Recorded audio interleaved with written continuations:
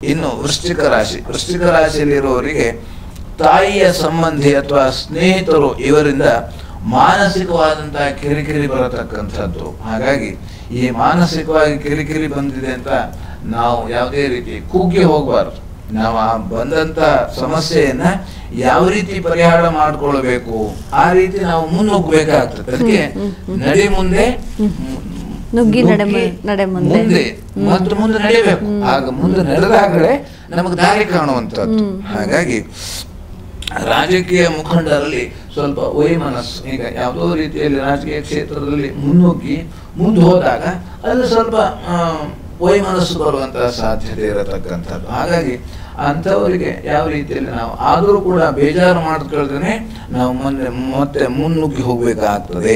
ಇನ್ನು ಉದ್ಯೋಗದಲ್ಲಿ ಸ್ವಲ್ಪ ವರ್ಗಾವಣೆ ಆಗುವಂತಹ ಸಾಧ್ಯತೆ ಇದೆ. ಒಂದು ಕಡೆ ಇದ್ದಲ್ಲಿ ಇರ್ಲಿಕ್ಕೆ ಆಗೋದಿಲ್ಲ, ಬೇರೆ ಬೇರೆ ರೀತಿಯ ಕಾರಣದಿಂದ ವರ್ಗಾವಣೆ ಆಗುವಂಥದ್ದು.